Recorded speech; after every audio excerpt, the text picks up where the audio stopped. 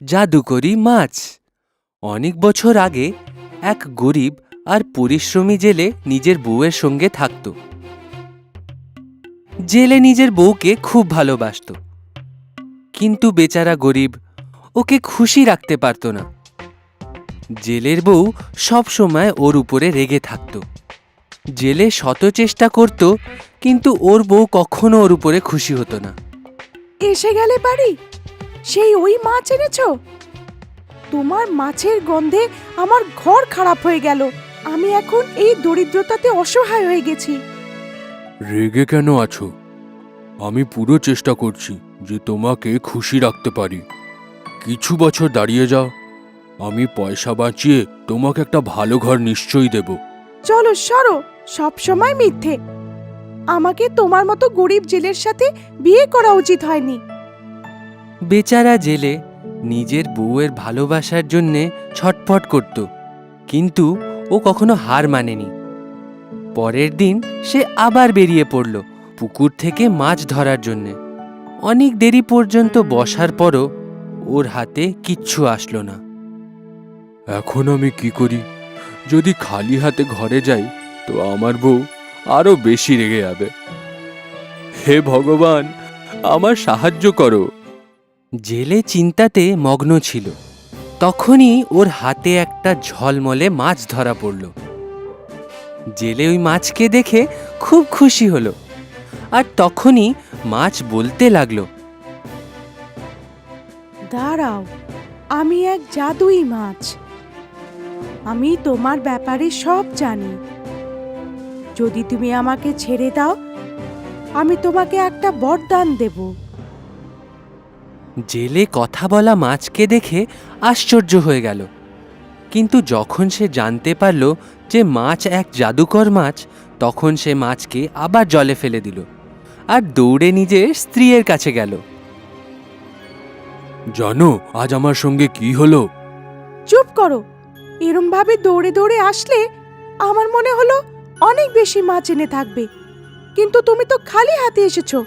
তো এরম ভাবে লাফাচ্ছ কেন? জেলে নিজের বউয়ের রাগকে গ্রাহ্য করল না, আর সে জাদু মাছের ব্যাপারে সব কথা বলে দিল।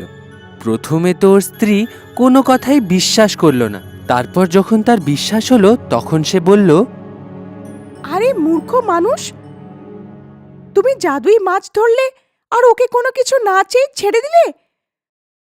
তুমি এক কাজ করো, এক্ষুনি যাও আর ওই মাছ থেকে আমাদের জন্য একটা বড় ঘর চাও। এ কি? মানছি আমি জাদু মাছ ধরেছি, কিন্তু ওর থেকে চাওয়া আমার ঠিক মনে হচ্ছে না। যদি তুমি মাছের থেকে আমাদের জন্য বড় বাড়ি না চাও, তাহলে আমি সারা জীবন কথা বলবো না। স্ত্রীর কথায় বাধ্য হয়ে জেলে নিজের মন মেরে আর একবার নদীর কাছে চলে গেল। নদীর কাছে গিয়ে দেখল যে জলের রং বদল হচ্ছিল। জলের রং এখন সবুজ হয়ে গেছিল। জাদু মাছ, ও জাদু মাছ, আমি ওই জেলে যে তোমার প্রাণ বাঁচিয়েছিলাম। তুমি কি এখানে আছো? জেলের আওয়াজ শুনে জাদুই মাছ জল থেকে বেরিয়ে আসলো। কি হলো? আমাকে কেন ডাকছো তুমি? আমার স্ত্রী চায় কি ও এক বড় ঘরে থাকুক। তুমি কি তোমার জাদু দিয়ে আমার কুটিরকে একটা বড় ঘর বানাতে পারবে? তুমি চিন্তা করো না, ঘরে ফিরে যাও। তোমার বউয়ের ইচ্ছা পুরো হয়ে গিয়ে থাকবে। জেলে ফেরত ঘরের দিকে এগিয়ে গেল, কিন্তু এ কি, তার পুরনো কুটির ওখানে ছিল না, আর ওই জায়গাতে একটা বড় ঘর এসে গেছিল। জেলের মনে হলো যে ওর স্ত্রী ওর উপরে খুব খুশি হবে, কিন্তু না। এখন তুমি খুশি তো? খুশি? না, একদম না। আমাকে এখন এর থেকেও বড় ঘর চাই, মহলের মতো। আর আমি হব ওই মহলের রানী। এটা এটা ঠিক নয়। এই ঘর আমাদের জন্য অনেক বড়। মহলে থেকে আমরা করবটা কি? যদি তুমি আমার কথা না মানো, তো আমি তোমার উপরে রেগে যাব। আর তোমার সাথে আর কথা বলবো না। হৃদয়ে পাথর রেখে আরেকবার জেলে আবার পুকুরের দিকে এগিয়ে যায়। আরও সেইখানে গিয়ে দেখে যে পুকুরের রং লাল হয়ে গেছে। জেলে আরেকবার মাছকে আওয়াজ দেয়, জাদু মাছ, ও জাদু মাছ, আমি সেই জেলে যে তোমার প্রাণ বাঁচিয়েছিলাম, তুমি কি এইখানে আছো? জেলের আওয়াজ শুনে জাদুকর মাছ আবার জল থেকে বাইরে এসে গেল। কি হলো? কেন ডাকছো তুমি আমাকে? আমি ভেবেছিলাম আমার স্ত্রী বড় ঘর দেখে খুশি হবে, কিন্তু এখন সে মহলের রানী হয়ে থাকতে চায়। তুমি ঘরে যাও, তোমার এই ইচ্ছে পূরণ হবে।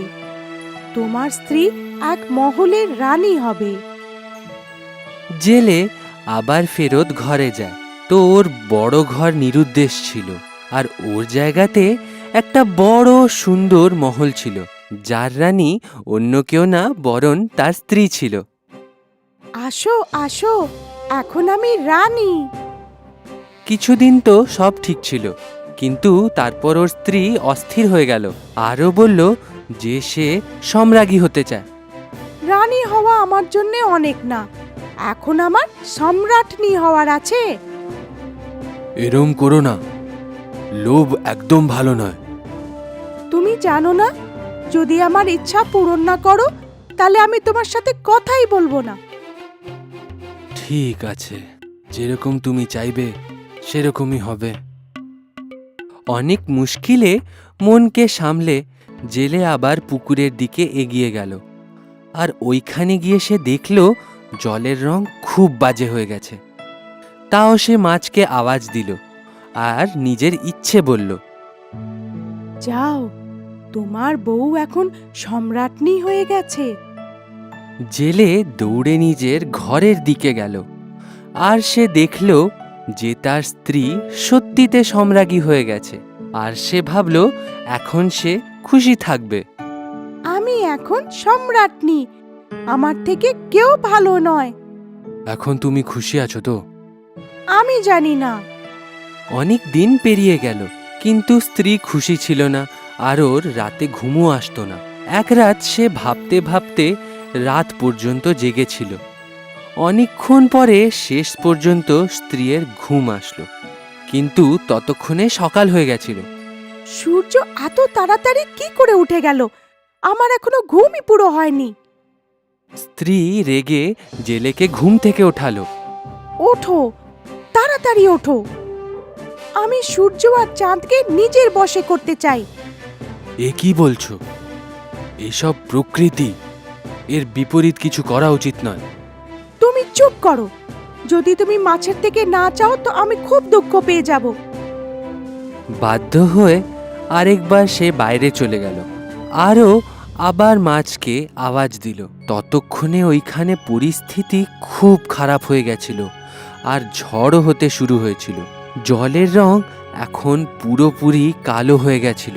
তবুও সে সেই জাদুকর মাছকে আরেকবার আওয়াজ দিল, আমার স্ত্রী সর্বশক্তিমান হতে চায়। যাও, তোমার বউ যেরকম চায় সেরমই হবে।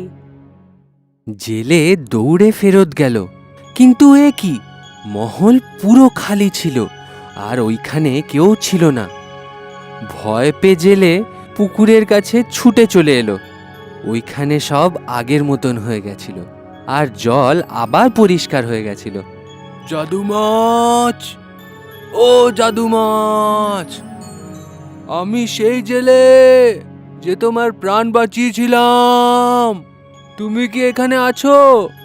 জেলের আওয়াজ শুনে জাদুকর মাছ জল থেকে বাইরে এসে গেল। কি হলো? কেন ডাকছো তুমি আমাকে? আমার স্ত্রী নিখোঁজ। কি তুমি কি জানো সে কোথায় আছে? হ্যাঁ, তোমার স্ত্রী সর্বশক্তিমান হতে চায়, আর সর্বশক্তিমান তো দেখা দেয় না, তাই তোমার স্ত্রীও উধাও হয়ে গেছে।